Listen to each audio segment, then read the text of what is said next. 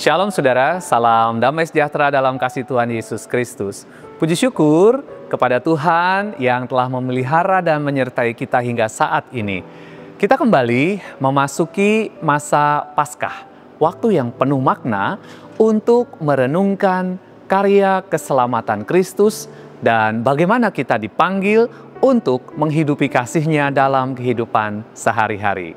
Saudara, tahun ini gereja kita menjalani masa Paskah dengan tema merobohkan tembok pemisah, memperluas rumah Tuhan.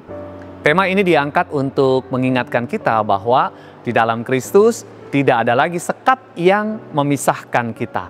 Baik itu tembok dosa, perbedaan latar belakang, perpecahan, maupun batasan sosial yang seringkali membuat kita tidak peka terhadap kebutuhan sesama. Di dunia yang semakin individualistis dan penuh perpecahan, gereja dipanggil untuk menjadi ruang yang terbuka, inklusif, dan penuh kasih. Kristus telah meruntuhkan tembok yang memisahkan kita dari Allah dan dari sesama melalui pengorbanannya di kayu salib. Kini, tugas kita sebagai tubuh Kristus adalah membangun kebersamaan, menjangkau mereka yang terpinggirkan, dan menjadi saluran kasih serta damai sejahteranya. Untuk itu, kami mengajak seluruh jemaat untuk berdoa dan terlibat dalam rangkaian kegiatan Paskah di gereja kita. Yang pertama, ibadah Rabu Abu pada tanggal 5 Maret 2025. Masa Prapaskah diawali dengan ibadah Rabu Abu, di mana kita diajak untuk merenungkan kefanaan kita, bertobat, dan memperbarui komitmen iman kita kepada Tuhan.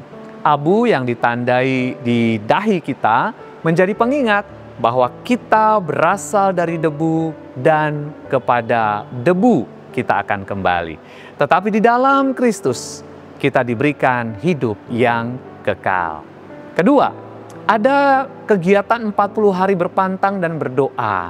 Perjalanan 40 hari ini adalah kesempatan bagi kita untuk mengoreksi diri, menjauhkan diri dari kebiasaan yang tidak membangun, dan semakin mendekat kepada Tuhan. Pantang bukan hanya soal makanan, tetapi juga menahan diri dari sikap yang tidak memuliakan Tuhan, seperti amarah, keegoisan, dan kepedulian yang berkurang terhadap sesama. Perjalanan 40 hari ini dimulai dari tanggal 5 Maret, dan mari kita gunakan masa ini untuk melatih empati, berbagi dengan mereka yang membutuhkan, dan memperkuat relasi kita dengan Tuhan dan sesama. Ketiga, ada ibadah Prapaskah pertama sampai ke-6.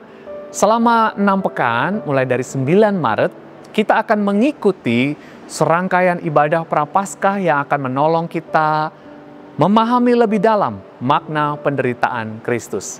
Setiap minggu kita akan merenungkan bagaimana Yesus merobohkan tembok pemisah antara manusia dengan Allah serta sesama melalui pengorbanannya. Mari kita hadir dan membuka hati untuk dibentuk oleh firman Tuhan. Yang keempat, ada ibadah doa dan puasa. Doa dan puasa adalah kekuatan rohani kita. Selama 4 hari, yaitu tanggal 14 sampai 16 April, sebagai malam persiapan, dan Kamis, tanggal 17 April di malam Getsemani, kita akan secara khusus berdoa untuk gereja, keluarga, dan masyarakat, agar kasih Tuhan semakin nyata di tengah dunia. Doa dan puasa ini juga menjadi momen refleksi pribadi untuk menyerahkan segala kekhawatiran dan pergumulan kita ke dalam tangan Tuhan. Yang kelima, ibadah Jumat Agung. Nah, saudara, puncak dari penderitaan Kristus kita peringati pada ibadah Jumat Agung. Ini adalah momen bagi kita untuk merenungkan betapa besar kasih Yesus yang rela mati bagi kita. Jangan lewatkan kesempatan untuk bersama-sama menyelami kedalaman pengorbanan Kristus yang telah mendamaikan kita dengan Allah. Yang keenam, ibadah Paskah, merayakan kebangkitan Kristus yang kita sebut Paskah adalah perayaan terbesar iman kita.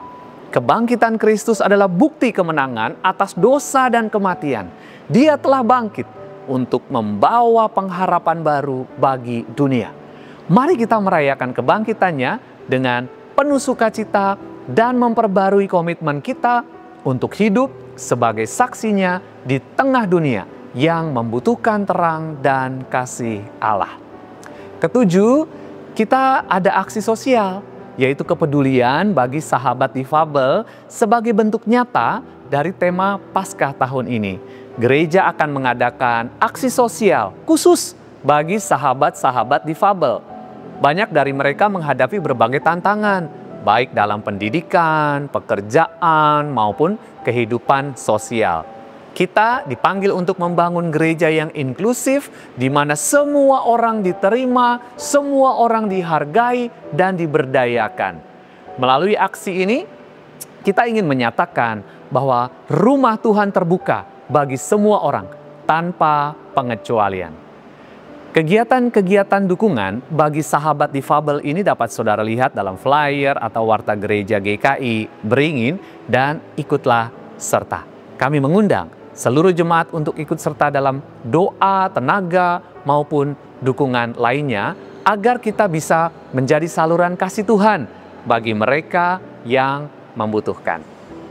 Saudara-saudara yang dikasihi Tuhan, mari kita menjalani masa Paskah ini dengan hati yang terbuka dan sikap yang aktif dalam pelayanan. Jangan hanya menjadi penonton, tetapi ambillah bagian dalam setiap kegiatan yang telah disiapkan. Tuhan ingin memakai kita untuk menjadi alat kasih-Nya, meruntuhkan segala tembok pemisah dan memperluas rumah-Nya agar lebih banyak orang mengalami kasih dan keselamatan yang sejati.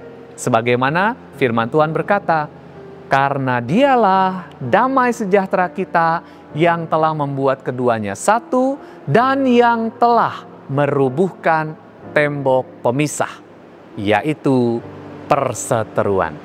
Efesus 2 ayat yang ke-14. Saudara-saudara, mari kita bersama-sama menyambut Paskah dengan iman yang diperbarui, kasih yang lebih luas, dan hati yang siap untuk melayani.